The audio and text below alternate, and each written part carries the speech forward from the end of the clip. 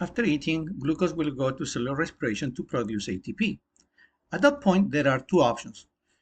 The cells run out of glucose, so therefore, fats will go through gluconeogenesis to produce more glucose, or two, there is enough glucose for the body ATP requirements, therefore, the excess glucose must be stored.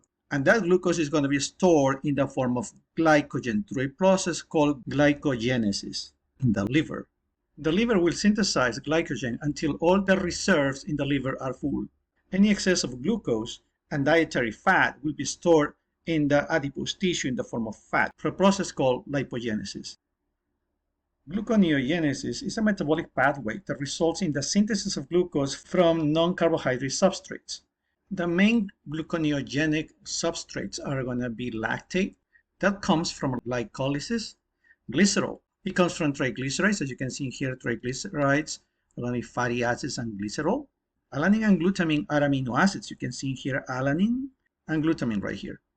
Altogether, they account for over 90% of all the gluconeogenesis. However, there are other glucogenic amino acids and fatty acids. As we mentioned, we have the fatty acids over here, and we have other amino acids, as you can see right here as well. They also contribute to gluconeogenesis. These substrates for gluconeogenesis are converted to pyruvate. As you can see here, pyruvate right there, pyruvate right here, right here, pyruvate, and through a series of steps, we're going to end up with glucose. Gluconeogenesis is stimulated by glucagon during hypoglycemia, and it happens mainly in the liver and to a lesser extent in the kidneys. It is one of the two primary mechanisms in humans to maintain blood sugar levels. The other one is glycogenolysis. To summarize, gluconeogenesis is the formation of glucose from non-carbohydrate substrates. Glycogenesis is the formation of glycogen from glucose. It happens mainly in the liver as well as in the muscle. As a meal containing carbohydrates is eaten and digested, blood glucose levels rise, and the pancreas secretes insulin. Insulin stimulates the action of several liver enzymes, including glycogen synthase.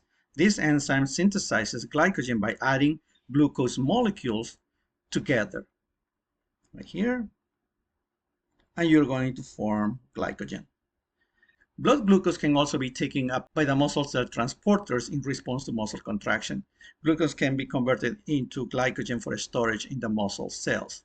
Muscle glycogenesis is minimal when compared to liver glycogenesis. Glycogen is a multi-branch polysaccharide of glucose. Glycogen is used as an energy reserve in the human body. Lipogenesis is the conversion of fatty acids and glycerol into triglycerides.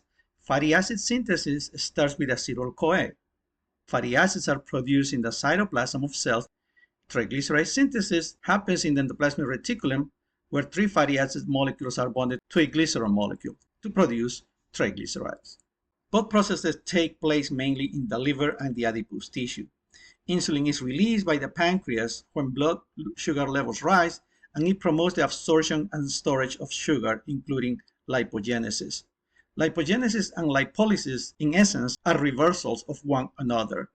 This is a triglyceride, and it's going to be broken down into fatty acids and glycerol, and that is lipolysis. But in the case of lipogenesis, glycerol and fatty acids are going to be bonded together in order to form a triglyceride.